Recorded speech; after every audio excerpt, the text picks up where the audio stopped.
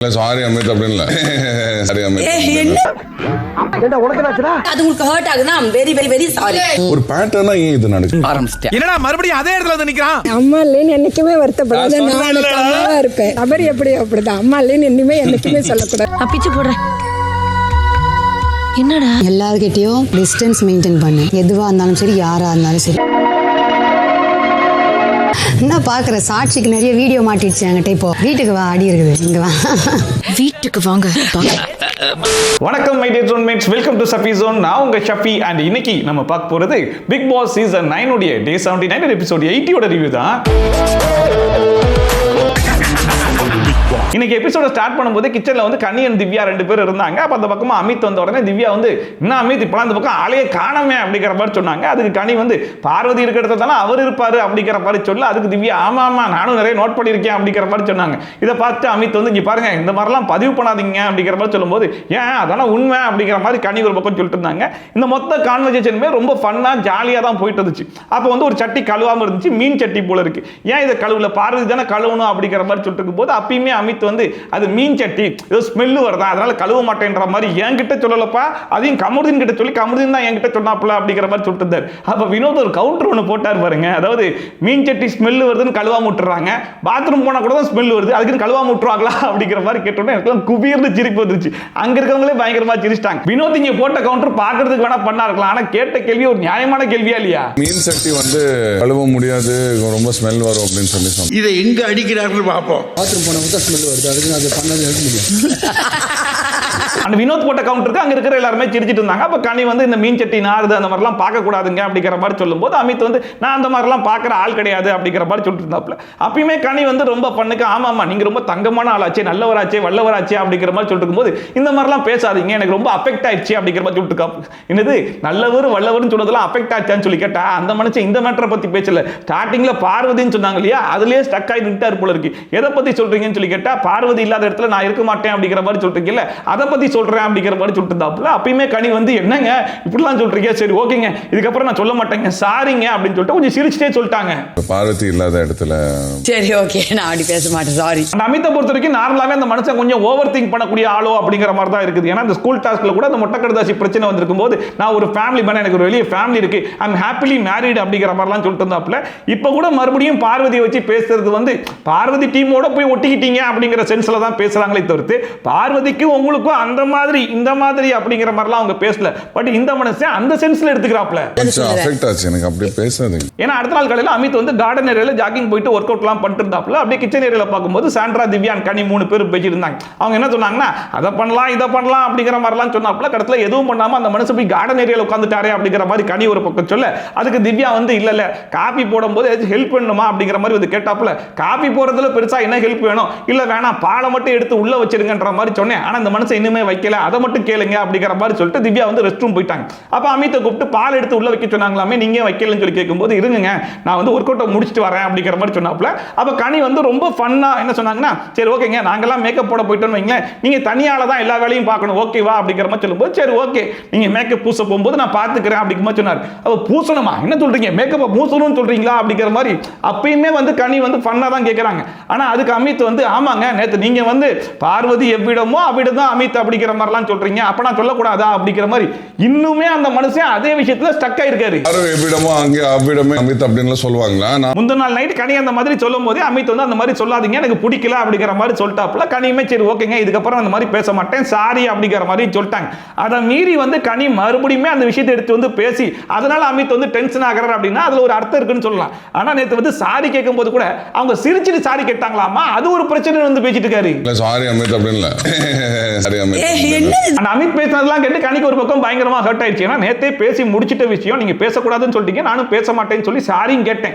என்ன அந்த சாரியை கொஞ்சம் சிரிச்சிட்டு கேட்டேன்றது ஒரு பிரச்சனையா, இந்த மாதிரி வந்து பேசிட்டு இருக்காரு அப்படின்னு சொல்லிட்டு கனி என்ன பண்ணாங்கன்னா சாண்ட்ரா கிட்ட போயிட்டு புலம்பிட்டு இருந்தாங்க. அதாவது 2 பேருக்கு வந்து ஸ்பேஸ் கொடுத்துட்டாங்க பேசுறதுக்கு அப்படிங்கும் போது எல்லாமே பேச தானே செய்வாங்க. அப்படி ஸ்பேஸையும் கொடுத்துட்டு இந்த இடத்துல இந்த மாதிரிலாம் பேசக்கூடாதுன்னு சொல்றது எது விதத்துல நியாயம்? நான் ஒரு வாட்டி அமித் கிட்ட சொல்லியிருக்கேன். ஆனா அது எப்போனா பார்வதி முன்னாடி பேசினாரு, எனக்கும் பார்வதிக்கும் பெருசா ஆகாது, அதனால பார்வதி முன்னாடி என்ன கலாய்க்காதீங்க அப்படிங்கிற அப்படிங்கிற மாதிரி தான் சொல்லியிருக்கேன். அண்ட் இப்போ நான் கலாய்ச்சது கூட கலாயா சொல்லியிருந்தாலும் நடக்கிறது தானே சொன்னேன். அவர் பார்வதி கிட்ட தானே பேசிட்டு இருக்காரு, அதை தான் நான் சொன்னேன். அதுல என்ன தப்பு இருக்கு? அந்த சாரியை கொஞ்சம் சிரிச்சிட்டே சொல்லிட்டு ஒரு பிரச்சனையா வந்து பேசிட்டு இருக்காரு அப்படிங்கிற மாதிரி சொல்லும்போது சாண்ட்ரா வந்து விட்டுருங்க அப்படிங்கிற மாதிரி சொன்னாங்க.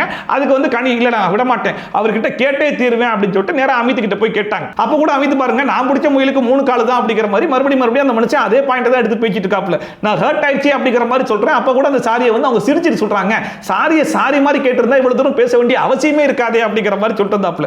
அப்ப இந்த இடத்துல பிரச்சனை நடக்குன்னு சொல்லிட்டு கேப்டன் கமருதீன் அங்க இருந்து வந்துட்டாப்ல. அப்போ கனி வந்து கமருதீன் கிட்ட இங்க பாரு, என்ன வந்து ஒரு குரூப்ன்ற மாதிரி சொல்றாங்கல்ல, அதே மாதிரி நீங்க பார்வதி கிட்ட பேசுறீங்க, நீங்க எல்லாம் ஒரு குரூப்ன்ற மாதிரி தான் சொன்னேன். அதை மீறி அவருக்கு ஹர்ட் ஆயிடுச்சுன்னா சாரிப்பா, நான் மறுபடியும் சாரி கேட்கறேன்னு சொல்லிட்டு மறுபடியும் சாரி கேட்டாங்க. அது உங்களுக்கு ஹர்ட் ஆகுதுன்னா very very very sorry. Parvathi பேரை வச்சு என்கிட்ட பேசாதீங்க, அது எனக்கு ஹர்ட் ஆகுது, எனக்கு பிடிக்கல அப்படிங்கிற மாதிரி அமித் சொன்ன உடனே கனி வந்து சரி ஓகேங்க, உங்களுக்கு பிடிக்கலன்னா நான் பேச மாட்டேன் அப்படிங்கிற மாதிரி சொல்லிட்டு சாரின்னு சொல்லிட்டாங்க. என்ன அந்த சாரியை கொஞ்சம் ஜாலியா சிரிச்சிட்டே சொல்லிட்டாங்கன்றதுனால காலையில அதை வச்சு ஒரு பெரிய பிரச்சனை பண்ணாப்ல. உங்களுக்கு அதுதான் பிரச்சனைனா நான் சீரியஸாவே சாரி கேட்டுறேன், இதுக்கப்புறம் நான் சொல்ல மாட்டேன், அதுவும் நான் குரூப்னு சொல்றீங்களா, அது மாதிரி நீங்களும் ஒரு குரூப்னு தான் மென்ஷன் பண்ணேன், மற்றபடி வேற ஒன்றும் இல்லை அப்படிங்கிற மாதிரி கிளாரிட்டி கொடுத்து சாரின்னு சொல்லிட்டாங்க. இப்பயாச்சும் அமித் விட்டுருவாரான்னு சொல்லி பார்த்தா அப்பயும் விட மாட்டேன்னு சொல்லிட்டு இந்த பிரச்சனையை இப்போ பார்வதி கிட்டே இப்படி சொல்லிட்டு இருக்காப்ல. இவங்களுக்கு என்ன பிரச்சனைன்னு தெரியல, உங்ககிட்ட பேசினா மட்டும் தான் இந்த மாதிரிலாம் பண்றாங்க, அவன் எங்க போயிட்டான் பார்வதி கூட போயிட்டான்ற மாதிரி சொல்றாங்க. காலையில் ஒர்க் அவுட் பண்ணிட்டு அப்போ கூட என்ன கூப்பிடுறாங்க அப்படிங்கிற மாதிரிலாம் சொன்ன உடனே பார்வதி சும்மாவே எப்படா எவன்டா ஏதாச்சும் கொண்டு வர மாட்டான், அதை வச்சு கண்டென்ட் பண்ணலாம் அப்படிங்கிற மாதிரி காத்துக்கிட்டு இருப்பாங்க. இப்போ அமித் வந்து இந்த மேட்டரை சொன்ன உடனே கரெக்ட் தான், நீ ஒர்க் அவுட் பண்ணும்போது ஏன் கூப்பிடுறாங்க, என்கிட்ட பேசிட்டு இருக்கல, டிஸ்டர்ப் பண்றதுக்கு தான் கூப்பிடுறாங்க. அண்ட் அது மட்டும் இல்லாமல் இந்த மாதிரி பேசுறது லேபிள் பண்றது இதுதான் உங்களுக்கு வேலையே. கனி கூட தான் எஃப்ஜே கிட்ட விக்ரம் கிட்ட எல்லாம் பேசுறாங்க, நம்ம அதை எனக்கே தப்பா சொல்லியிருக்கோமா அப்படிங்கிற வரைக்கும் போயிட்டாங்க. அந்த கடைசியா பாருங்க, இந்த மொட்டை கடுதாசி வந்து யார் எழுதுனா அப்படிங்கிறது எனக்கு தெரியணும் அப்படிங்கிற மாதிரி சொன்ன உடனே அமித் வந்து எஃப்ஜே தான் எழுதுனான்ற மாதிரி சொல்லிவிட்டாப்ல. பாத்தியா அவனுக்கு தான் வேலை, ஒன்னு நான் லவ் கண்டென்ட் வச்சு வரேன்னு சொல்லுவான், இல்ல சண்டை பிடிச்சிட்டே வரேன் அப்படிங்கிற மாதிரி சொல்லுவான், இல்ல அவனை மீறி யார்கிட்டேயும் பேசினா இந்த மாதிரி பேச்சு விட்டுறான், இந்த 4 பேர் 4 விதமா பேசுவாங்கன்ற மாதிரி சொல்லுவாங்கல்ல, அது இவங்க தான் போல இருக்கு அப்படிங்கிற மாதிரி எஃப்ஜே கனெக்டா இந்த வீட்ல இதுதான் வேலைன்ற மாதிரி இவங்க சொல்லிட்டு இருக்காங்க. 4 பேர் 4 விதமா பேசுவாங்கல்ல, அதுல 4 பேர்ல மெயின் 2 பேர் இவங்க தான். இத்தனைக்கு அந்த மொட்டை கடுதாசி பிரச்சனை எல்லாம் எப்பயோ வீக்கெண்ட் எபிசோட்ல பேசி அதை கிளியரும் பண்ணியாச்சு. உண்மையான கேரக்டர் வச்சு எழுதப்பட்ட மொட்டை கடுதாசி கிடையாது. ஒரு டாஸ்க் ஒன்று பண்ணீங்க, அந்த டாஸ்க்ல 2 பேர் ஒரு ரோல் பண்ணீங்க, அந்த ரோல்ல நீங்க 2 பேர் லவ் பண்ற மாதிரி பண்ணீங்கல்ல, அதை வச்சு தான் அந்த மொட்டை கடுதாசியை எழுதுனாங்க அப்படிங்கிற மாதிரி எல்லாத்தையும் பேசி கிளியர் பண்ணாலும் அதை எடுத்து வந்து பாத்தியா நம்ம 2 பேரும் எப்படி எல்லாம் வச்சு பேசுறாங்க பாத்தீங்களா, இந்த வீட்ல இவங்களுக்குலாம் இதுதான் வேலை அப்படிங்கிற மாதிரி அமித் ஆல்ரெடி குழம்பி போயிருக்காப்ல. அந்த அமித்தை ரொம்ப கிளாரிட்டியா குழப்பி விடுறாங்க. Who the hell wrote that மொட்டை கடுதாசி? அப்புறம் கொஞ்ச நேரத்துல பாட்டை போட்டு விட்டாங்க. பாட்டு போட்ட உடனே எல்லாருமே கார்டன் ஏரியால வந்து நின்னுட்டாங்க. இதுல ஒரே ஒரு நல்ல விஷயம் என்னன்னு சொல்லி கேட்டீங்கன்னா, ஃபர்ஸ்ட் ஃபேமிலியா சாண்ட்ரா ஃபேமிலியா நேத்தே இறக்கிட்டாங்க.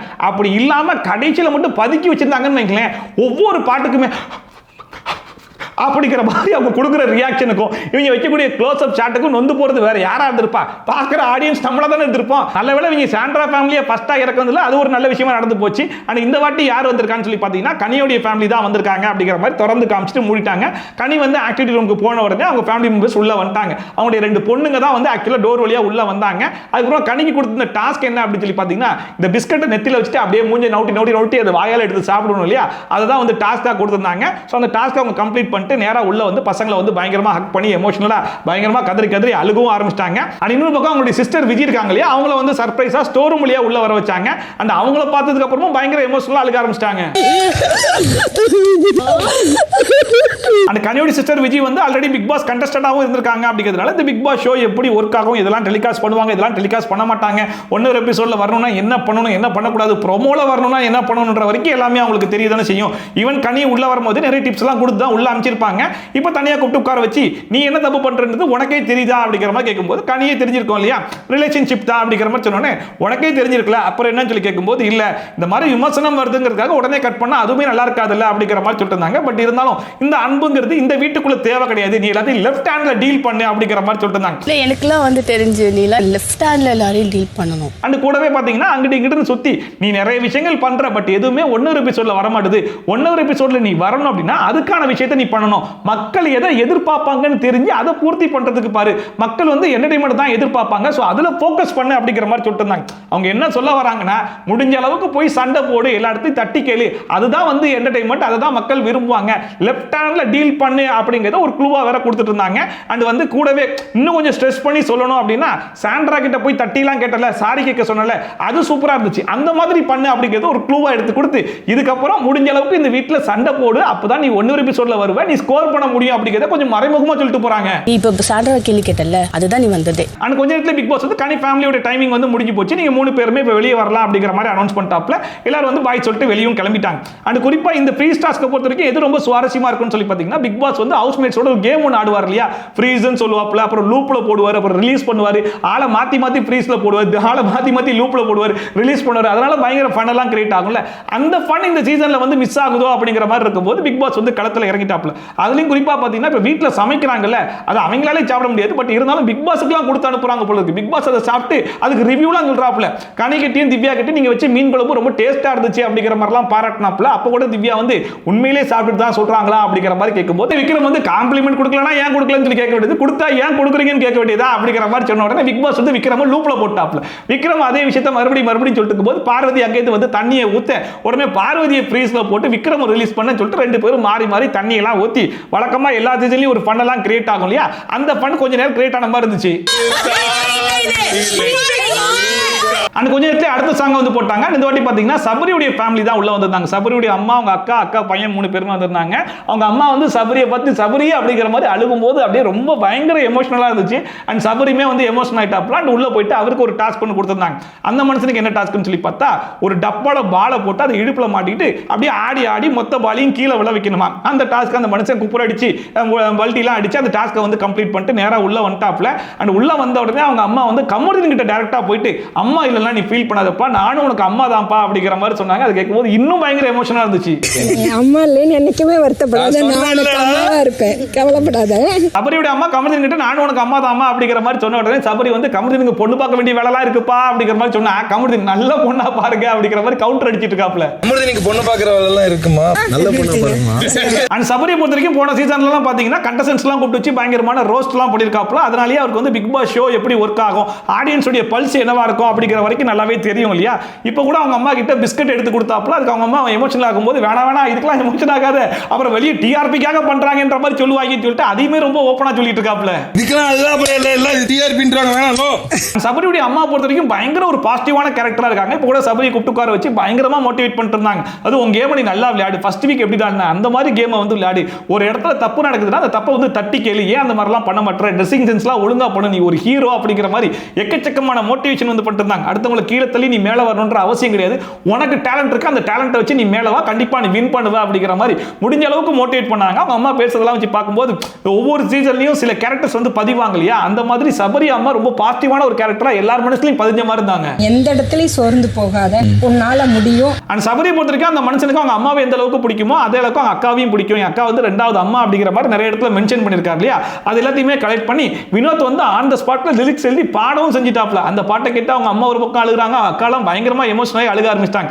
எப்படி தான் ஆன் த ஸ்பாட்ல லிரிக்ஸ் எழுதி எழுதுறாருன்னு தெரியலையே அப்படிங்கிற மாதிரி அவங்க அக்காவே பாராட்டினாங்க. அம்மையா இருக்கு, எப்படி ஒரு 5 நிமிஷம் அண்ட் கொஞ்ச நேரத்துல சபரி ஃபேமிலியோட டைமிங் வந்து முடிஞ்சு போச்சு. நீங்க 3 பேருமே இப்ப மெயின் டோர் வழியா வெளியே வரலாம் அப்படிங்கிற மாதிரி பிக் பாஸ் கிட்ட இருந்து அனௌன்ஸ்மென்ட் வந்துருச்சு. அண்ட் வெளியே போகும்போது கூட வினோத் வந்து ஃபீல் பண்ணி அழுதார் அப்படிங்கிறதுனால சபரி அம்மா வினோத் கிட்டமே போயிட்டு நானும் அம்மா தாமா அப்படிங்கிற மாதிரி பேசிட்டு இருந்தாங்க. ரொம்ப பாசிட்டிவான, ரொம்ப ஒரு மோட்டிவேட் பண்ணக்கூடிய ஒரு கேரக்டரா இருந்தாங்க.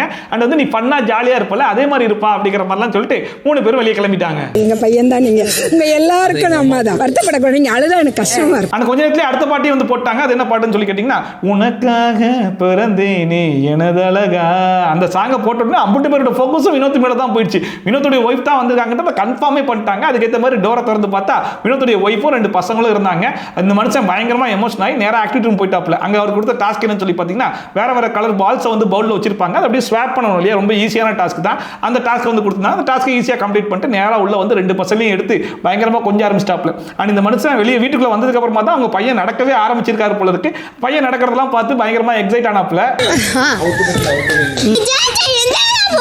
கானா வினோத் நார்மலாவே வீட்டில் இருக்கிற எல்லாத்தையும் போட்டு பயங்கரமா கலாய்ப்பாருங்கிறது ஊரறிஞ்ச விஷயம் தானே. அப்ப அவர் ஒய்ஃபை மட்டும் விட்டு வச்சுட்டு வரா, ஒய்ஃபையும் முடிஞ்ச அளவுக்கு கலாய்ச்சிட்டு தான் இருக்காப்ல.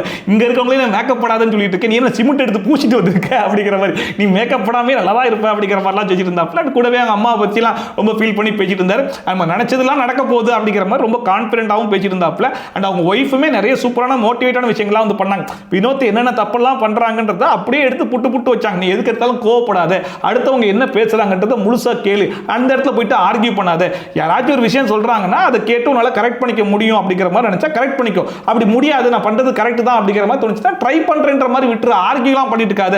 இந்த பிக் பாஸ் கேமை பொறுத்த வரைக்கும் ஒரு வார்த்தையை பிடிங்க, அந்த வார்த்தையை வச்சு ப்ளே பண்றது தானே, அதுல போய் மாட்டிக்காத அப்படிங்கிற மாதிரி எல்லாத்தையுமே ரொம்ப தெளிவா எடுத்து சொன்னாங்க. இந்த மாதிரி ஏதாவது தப்பா சொன்னாலும் கேளு, கூர்க்க பேசவே பேசாது, ஃபுல்லா சொல்லி முடிக்கட்டும். இதுக்கு முன்னாடி வரைக்கும் கானா வினோத் ஃபேன்ஸா இருந்தவங்க இந்த பிக் பாஸ் வினோத் ஃபேன்ஸா மாறிட்டாங்க அப்படிங்கிற மாதிரி சொன்னோன்னே அப்படியே அப்படிங்கிற மாதிரி கேட்டு மனுஷன் வந்து பயங்கர ஹாப்பியா இருந்தாப்ல.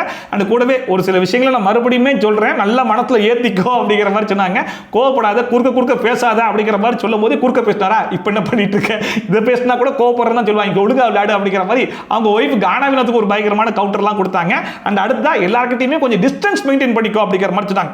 நான் கூட நினைச்சேன்னா எல்லார்கிட்டயும் ஒரு பாண்டிங்கை கிரியேட் பண்ணாத, ரிலேஷன்ஷிப்லாம் இந்த வீட்டுக்குள்ள வேணாம், அதெல்லாம் வெளியே வந்து பார்த்துக்கலாம், எல்லாரும் கொஞ்சம் தள்ளி இருந்து விளையாடு அப்படிங்கிற மாதிரி சொல்றாங்கன்னு நினைச்சேன். ஆனா அவங்க சொல்றதே வேற அப்படிங்கிறது எனக்கு அப்புறமா தான் புரிஞ்சு. ஏன்னா கானா வினோத் கேர்ள்ஸ் எல்லாம் கட்டி பிடிக்கிறாப்ல அப்படிங்கிற மாதிரி தப்பான விஷயங்கள் சோசியல் மீடியால பயங்கரமா வைரல் ஆச்சு இல்லையா. கம்யாவை கட்டி பிடிச்சதாகட்டும், அரவா கிட்ட விளையாடுனதாகட்டும் சொல்லிட்டு நிறைய விஷயங்கள் வந்து வைரல் ஆச்சு. ஸோ அதெல்லாம் எடுத்து மறைமுகமா மென்ஷன் பண்ணி அதெல்லாம் வெளியே ஒரு பிஜிஎம் போட்டு தப்பா காமிச்சிடுறாங்க. நீ எப்படின்றது உனக்கு தெரியும், எனக்கும் தெரியும், ஆனா வெளியே இருக்கவங்களுக்கு தெரியாதுல. ஒரு பிஜிஎம் போட்டு அது தப்பா போறதுனால தப்பா கன்வே ஆயிரும். அதனால அந்த மாதிரிலாம் பண்ணாத அப்படிங்கிற மாதிரி சொல்லிட்டு கூடவே நீ வீட்டுக்கு வாடி, வீட்டுக்கு வா, நீ என்னென்ன பண்ணியிருக்க அப்படிங்கிறது என்கிட்டயும் வீடியோ கிளிப்லாம் இருக்கு, நீ வா நான் பார்த்துக்கிறேன் அப்படிங்கிற ஒரு மிரட்டல் தோனி உனக்கு காமிச்சாங்க. என்ன பாக்குற, சாட்சிக்கு நிறைய வீடியோ மாட்டிடுச்சு என்கிட்ட. இப்போ வீட்டுக்கு வா, அடி இருக்குது, இங்க வா. ஸோ வினோத்தோட ஒய்ஃபை பொறுத்திருக்கு வினோத்தோட கேமை கரெக்ட் பண்ணுறதுக்கு என்னென்ன விஷயங்கள்லாம் கன்வே பண்ணணுமோ அதெல்லாம் ரொம்ப கிளாரிட்டியாக கன்வே பண்ணிட்டு போயிருக்காங்களோ அப்படிங்கிற மாதிரி தான் இருந்துச்சு. அந்த விஷயத்தெல்லாம் வினோத் மட்டும் கொஞ்சம் மைண்டில் ஏற்றி கரெக்டாக விளையாடினாருன்னா கண்டிப்பாக கரெக்டான ட்ராக்ல போகிறதுக்கான வாய்ப்புகள் நிறையவே இருக்கலாம். அண்ட் கொஞ்ச நேரத்திலே வந்து உங்களோட டைமிங் வந்து முடிஞ்சு போச்சு அப்படிங்கிற மாதிரி பிக் பாஸ் வந்து அனௌன்ஸ் பண்ணிட்டாப்ல. அண்ட் வெளியே போகிறதுக்கு முன்னாடி பார்த்தீங்கன்னா அவருடைய ஒய்ஃபுக்கு வந்து இன்னைக்கு தான் பர்த்டே அப்படிங்கிறதுனால பிக் பாஸ்மே வாழ்த்துக்கள் தெரிவிச்சாப்ல. அண்ட் கேக்லாம் உள்ள இல்லைங்கிறதுனால ஒரு ஆப்பிள் வச்சு அந்த ஆப்பிளை வந்து கட் பண்ணி பயங்கரமான செலிப்ரேஷன்லாம் பண்ணிட்டு வெளியே கிளம்பிட்டாங்க. அண்ட் கொஞ்ச நேரத்துக்கு முன்னாடி தான் வினோத்தோட ஒய்ஃப் வந்து வினோத் உட்கார வச்சு இங்க பார்ப்பா டிஸ்டன்ஸ்லாம் மெயின்டைன் பண்ணிக்கோ, தப்பா வெளியே போகுது அப்படிங்கிற மாதிரிலாம் அட்வைஸ் பண்ணாங்க. ஆனா இந்த மனுஷன் வெளியே போன உடனே பயங்கரமான டான்ஸ்லாம் ஆடிட்டு அரற மேல கையை போனாப்ல. அந்த இடத்துல பிக் பாஸ் வினோத்தும் கூட்டதுனால சொல்லுங்க பிக் பாஸ் அப்படிங்கிற மாதிரி இருந்தாப்ல. என்னப்பா என் பொண்டாட்டி ஊருக்கு போயிட்டா அப்படிங்கிற மாதிரி சந்தோஷத்துல டான்ஸ் ஆடுற மாதிரியே இருக்கு அப்படிங்கிற மாதிரி பிக் பாஸ் கலாச்சோன்னே ஐயோ பிக் பாஸ் அப்படிலாம் இல்ல பிக் பாஸ் அப்படிங்கிற மாதிரி சொல்லிருந்தாப்ல. அதுக்கு பிக் பாஸ் பாருங்க விஜய் சித்து ஸ்டைல்ல சொல்லு சொல்லு அப்படிங்கிற மாதிரி சொல்லி கலாய்க்கிறாப்ல. ஆன் மை கவுண்ட் சொல்லு சொல்லு. அதுக்கப்புறமா அந்த பார்வதி பாருங்க இந்த வாரம் ரொம்ப நல்லா இருக்குல்ல, ஃபேமிலி மெம்பர்ஸ் எல்லாம் உள்ள வராங்க, ரொம்ப நல்ல ஃபீலா இருக்கு, எமோஷனா இருக்கு அப்படிங்கிற மாதிரிலாம் சொல்லிட்டு இருந்தாங்க. இதுல வர விக்ரம் கிட்ட போயிட்டு என் ஃபேமிலி வரும்போது நீ பேசக்கூடாது, உன் ஃபேமிலி வரும்போது நான் பேச மாட்டேன், டீலிங் ஞாபகம் இருக்குல்ல அப்படிங்கிற மாதிரி சொல்லிட்டு இருந்தாங்க. அவ விக்ரம் வந்து எல்லாம் ஞாபகம் இருக்கு, என்ன ஒன்னே ஒன்று சொல்லுவேன் என்னன்னு சொல்லி கேட்டா இந்த ஸ்விம்மிங் பூல்ல தண்ணி இருந்திருக்கலாம், ஏன்னா அந்த தண்ணியில தான் இந்த கமர்தனும் பார்வதியும் ஒன்னா குளிச்சாங்கன்னு சொல்லுவேன் அப்படிங்கிற மாதிரி சொல்லிட்டு இருந்தாப்ல. ஆமா இவர் சொல்லிதான் அவங்களுக்கு தெரியணுமா, அவங்க வெளியே அதெல்லாம் பார்த்துருக்கவே மாட்டாங்களா, ஃபுல்லா அதுதான் போட்டு சர்க்குலேட் பண்ணிருக்காங்க சோசியல் மீடியால அப்படிங்கிற மாதிரி இருந்துச்சு. இன்னொரு பக்கம் கனி வந்து உங்க ஃபேமிலி வந்து 24 hours ஸ்டே பண்ணுவாங்க, கரெக்டா அந்த டைம்ல கமர்தனுடைய ஃபேமிலி வந்தா எப்படி இருக்கும், ஏன்னா பிக் பாஸ் டீமே அப்படிதான் யோசிப்பாங்க அப்படிங்கிற மாதிரி சொல்லிட்டு இருந்தா பார்வதி நான் இன்னும் கொஞ்சம் எடுத்து கொடுக்குறேன் பாருங்க அப்படிங்கிற பேர்ல என் அண்ணன் உள்ள வந்தா அது எப்படி இருக்கும் அப்படிங்கிற மாதிரி அவங்களே எடுத்து கொடுத்துட்டு இருக்காங்க. உங்க அண்ணனை நான் ரொம்ப எதிர்பார்க்கிறேன். சோ பார்வதியை பொறுத்த வரைக்கும் பார்வதி இந்த ஷோல இருக்கிறதுனால பிக் பாஸ் டீமுக்கு ஒரு பெரிய வேலையை மிச்சம். அது என்னன்னு சொல்லி கேட்டீங்கன்னா மத்த கண்டஸ்டன்ஸ் கிட்ட எப்படிலாம் கண்டென்ட் வாங்கணும் அப்படிங்கிற மாதிரி இவங்க யோசிக்கணும். ஆனா பார்வதி கிட்ட அந்த அவசியமே கிடையாது, ஏன்னா அவங்களுக்கான ஸ்கிரிப்ட் அவங்களே எழுதிடுறாங்க. போன வாரம் முழுக்க பாத்தீங்கன்னா எங்க அம்மா அடுத்த வாரம் வரப்போறாங்க, என்ன நடக்க போகுது எது நடக்க போகுது தெரியல, நானும் கமர்தீனும் லவ் பண்றோம், எங்க அம்மா வந்தாங்கன்னா கமர்தீன் கிட்ட எப்படி ரியாக்ட் பண்ணுவாங்க அப்படிங்கிறது ஒரு பெரிய ஸ்கிரிப்ட்ன்ற மாதிரி நடிச்சு முடிச்சிட்டாங்க. இப்ப பாத்தீங்கன்னா அவங்க அம்மா மட்டும் வராம அண்ணனும் சேர்ந்து வந்தா அது எப்படி இருக்கும் அப்படிங்கிற மாதிரி பிக் பாஸ் டீமுக்கு எக்ஸ்ட்ரா வேற எடுத்து கொடுக்குறாங்க. இதுல இந்த அமிதா பாருங்க இன்னுமே அந்த பிரச்சனையை விட மாட்டேன்னு சொல்லிட்டு மறுபடியும் அதை எடுத்து வந்து இப்ப சாண்ட்ரா கிட்ட பேசிட்டு இருக்காப்ல. கனி மேல எனக்கு பயங்கரமான மரியாதைலாம் இருந்துச்சு, நேத்து சாரியை சிரிச்சிட்டு கேட்டிருந்தாங்க, நக்கலா கேட்டாங்க, இன்னைக்கு பார்த்தா மூஞ்சில அடிச்சாப்ல கேட்கறாங்க அப்படிங்கிற மாதிரி சொல்லிட்டு இந்த சாரியை இந்த மனுஷன் கிட்ட எப்படிதான் கேட்டா அக்செப்ட் பண்ணிப்பான்னு சத்தியமா புரியவே இல்லைன்ற மாதிரி இருந்துச்சு. இதை வேற சாண்ட்ரா கிட்ட சொல்றாரு. ஒருவேளை சாண்ட்ரா வந்து ஆமாமா எனக்கும் தெரியும், என்கிட்ட இதே மாதிரி வேலையை தானே பார்த்தாங்க, அவங்க அப்படிதான் அப்படிங்கிற மாதிரிலாம் உசுப்பேத்தி விடுவாங்கன்னு சொல்லி பார்த்தா ஆச்சரியப்படுற வகையில இல்ல நீங்க தப்பா புரிஞ்சுட்டீங்க, நானுமே ஸ்டார்டிங்ல அப்படிதான் நினைச்சிட்டு இருந்தேன், எனக்கு அப்புறமா தான் தெரிஞ்சு அவங்களுடைய டோனே அப்படிதான் சொல்லிட்டு நான் அதுக்கப்புறமா தான் கொஞ்சம் தெளிவாயிட்டேன் அப்படிங்கிற மாதிரி சொல்லிட்டு இருந்தாங்க. அதாவது இவ்வளவு நாள் பார்த்து தெரியலையாமா, 78 நாளுக்கு அப்புறம் ஃபேமிலி ரவுண்டுக்கு அப்புறமா தான் உங்களுக்கு கிளியரே ஆச்சாமா. பிரஜன் வந்து சில இன்புட்ஸ்லாம் கொடுத்துட்டு போனாங்க இல்லையா, அதை எடுத்து தான் மறுபடியும் உங்க ஒரு பெர்ஃபார்மன்ஸ் பண்றாங்கன்றது நல்லாவே தெரிஞ்சு. இதுல அமித் கிட்டையும் நீங்க அதெல்லாம் மைண்ட்ல வச்சுக்காதீங்க, கிளியர் பண்ணிக்கோங்க அப்படிங்கிற மாதிரி சொல்லும்போது கூட கடைசியா அமித் ஒரு விஷயம் சொன்னார் பாருங்க, அதான் இருக்கிறதுல பயங்கர ஹைலைட்டா இருந்துச்சு. அதாவது எனக்கும் பார்வதிக்கு இருக்கிறது ஒரு நல்ல ஃப்ரெண்ட்ஷிப் தான். இப்போ கனி வந்து பார்வதி கமர்தீன் இருக்கிற இடத்துல அமித்தும் இருப்பார் அப்படிங்கிற மாதிரி சொல்லியிருந்தா அது வந்து குரூப்புங்கிற மாதிரி போயிருக்கும். ஆனா பார்வதி பார்வதி இருக்கிற இடத்துல அமித்தும் இருப்பார் அப்படிங்கிற மாதிரி சொன்னா அது தப்பா போகாதா? என்ன இப்படி பேசிட்டு இருக்காங்க அப்படிங்கிற மாதிரி கேட்டுருக்காப்புல. அதாவது கனி வந்து பார்வதி அண்ட் அமித் இவங்க 2 பேரும் லவ் பண்றாங்கன்ற மாதிரி பேசிட்டாங்கன்ற மாதிரி சொல்லிட்டு இருக்காரு. பார்வதியை எவ்விடமோ அவ்விடமே அமித் அப்படின்னு சொன்னா இப்ப அமித் பேசுறதெல்லாம் வச்சு பார்க்கும்போது எனக்கு என்ன தோணுச்சுன்னா, அமித் ஆல்ரெடி ஓவர் திங்க் பண்ணக்கூடிய ஆள் தான், இல்லைன்னு சொல்ல. ஆனாலுமே போன வாரம் முழுக்க சாண்ட்ரா கிட்ட வந்து பேசிட்டு இருந்தா இல்லையா, சும்மாவே சாண்ட்ரா வந்து சிரிச்சாலும் அழுதாலும் அதை வச்சு ஒரு கண்டென்ட் பண்ணிட்டு இருந்தாங்க. பாப்பா அம்மான்னு சொன்னா எங்க பாப்பா பத்தி அம்மா பத்தி பேசிட்டியா அப்படிங்கிற மாதிரிலாம் பேசிட்டு இருந்தாங்கல்ல, அந்த நோய் இப்ப அமித் கிட்ட ஒட்டிக்கிச்சோ அப்படிங்கிற மாதிரி தான் இருந்துச்சு. கனி ரொம்ப சாதாரணமா அமித் வந்து முன்னாடி நம்ம கூட அதிகமா டைம் ஸ்பெண்ட் பண்ணிட்டு இருந்தாரு, இப்ப இந்த பக்கம் வரதுல முழுக்க முழுக்க பார்வதி கிட்டே பேசிட்டு இருக்காரோ அப்படிங்கிற மாதிரி சொன்னதை பார்வதி நானும் லவ் பண்றோன்ற மாதிரி சொல்லிட்டாங்கன்ற மாதிரி குற்றச்சாட்டு எடுத்து வைக்கிறாருன்னா இதை என்ன சொல்றதுன்னு தெரியல. இதை பார்க்கும்போது சாண்ட்ராக்கே எப்படி இருக்கும்னா, என்னது இது நம்ம அந்த பொசிஷனை ரிசைன் பண்ணா இந்த மனுஷன் எடுத்துக்கிட்டா அப்படிங்கிற மாதிரி அவங்களே யோசிப்பாங்க போல. ஃப்ரெண்ட்ஷிப் ஒரு முறையில தான் நான் டிராவல் பண்ணிட்டு கிட்டத்தட்ட அமித் பேசுறது பண்றதெல்லாம் வச்சு பார்க்கும்போது இந்த வீட்டில் அடுத்த சாண்ட்ராவாக மாறி வரும் அமித் அப்படிங்கிற மாதிரி தான் தெரியுது. ஒருவேளை போன வாரம் முழுக்க சாண்ட்ராக்கு பயங்கரமான அட்டென்ஷன் கிடைச்சிருச்சு, வீக்கெண்ட் எபிசோட்ல சாண்ட்ரா சாண்ட்ரான்ற மாதிரியே பேசிட்டு இருந்தாங்க, அதனால இந்த வாரம் நம்ம அந்த மாதிரி ஒரு கண்டென்ட் கிரியேட் பண்ணாதான் நமக்கும் அட்டென்ஷன் கிடைக்கும் அப்படிங்கிற மாதிரி நினைச்சு எதுவும் பண்றான்னு கூட தெரிய மாட்டேது. எனக்கு எப்படி இருக்கும் இந்த மாதிரியான வார்த்தைகள் எல்லாம் நல்லா இல்ல. அதோட நீங்க எபிசோட் முடிஞ்சு போச்சு. நீங்க எபிசோட் முடிச்சிருக்கீங்க. கனி வந்து ரொம்ப சாதாரணமா ஃபன்னா ஜாலியா சொன்ன ஒரு வார்த்தையை பிடிச்சிட்டு இந்த மனுஷன் இந்த அளவுக்கு கொண்டு போவார் அப்படிங்கிற மாதிரி சத்தியமா நான் எதிர்பார்க்கவே இல்லை. சரி சாரி கேட்டதுக்கு அப்புறம் விட்டுவாருன்னு சொல்லி பார்த்தா அப்பயும் விட மாட்டேன்றாப்ல. அதுக்கப்புறமா ஒரு சாரி கேட்டா அந்த சாரியும் சரி கேட்டான்ற மாதிரி பேசிட்டு இருக்காப்ல.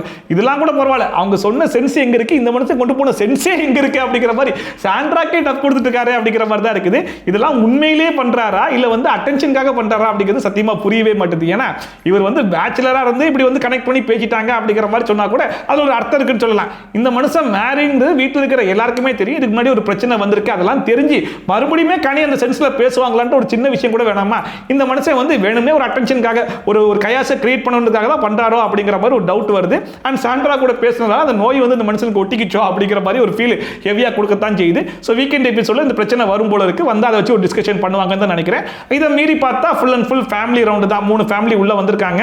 ஸோ கனியுடைய ஃபேமிலி, சபரியுடைய ஃபேமிலி, வினோத்தோட ஃபேமிலி. அண்ட் இந்த ஃபேமிலி ரவுண்டை பொறுத்த வரைக்கும் முழுக்க முழுக்க வந்து ஃபன்னு, கியூட்டான சில மூமெண்ட்ஸ் அண்ட் எமோஷன் இதுதான் வந்து அதிகமாக இருக்கும். அது எல்லாமே எனக்கு எபிசோட்ல கண்டிப்பாக இருந்துச்சுன்ற மாதிரி தான் இருந்துச்சு. அதுக்கு மிஸ் ஆன ஒரு விஷயம் வந்து அந்த ஃப்ரீஸ், அதுக்கப்புறம் அந்த லூப் அதெல்லாம் இருக்கும் இல்லையா, அதுவுமே பிக் பாஸ் கொஞ்சம் பண்ணி பண்ணாக்கி விட்டுட்டாங்களோ அப்படிங்கிற மாதிரி ரொம்ப ஒரு ஃபுல்ஃபில்டான ஒரு எபிசோட தான் எனக்கு ரொம்ப இருந்துச்சு. உங்களுக்கு எப்படி இருந்துச்சு அப்படிங்கிறத மறக்காம கமெண்ட் செக்ஷன்ல சொல்லுங்க. இன்னும் 7 ஃபேமிலி உள்ள வர வேண்டியிருக்கு. அந்த ஃபேமிலியில் யார் ஃபேமிலி வரதுக்கு நீங்க ரொம்ப எக்ஸ்பெக்ட் பண்ணிருக்கீங்க அப்படிங்கிறது மறக்காம கமெண்ட் செக்ஷன்ல சொல்லுங்க. அதே மாதிரி ட்ரோல்ஸ் அண்ட் ரிவ்யூஸ்லாம் கண்டிப்பா பார்க்கணும்னு வச்சுக்கோங்க. மறக்காம சப்ஸ்கிரைப் பண்ணிட்டு பக்கத்தில் கூடிய பெல் ஐகான் டான் தட்டி விட்டீங்கன்னா போற வீடியோ நோட்டிஃபிகேஷன் டான் டைம் வந்து சேர்ந்துரும். ஸோ மீதி மாதிரி சூப்பரான வீடியோட சூப்பரான ரிவ்யூட சூப்பரான ட்ரோலோட சந்திக்கலாம். From Shafi, Tata, bye bye and take care.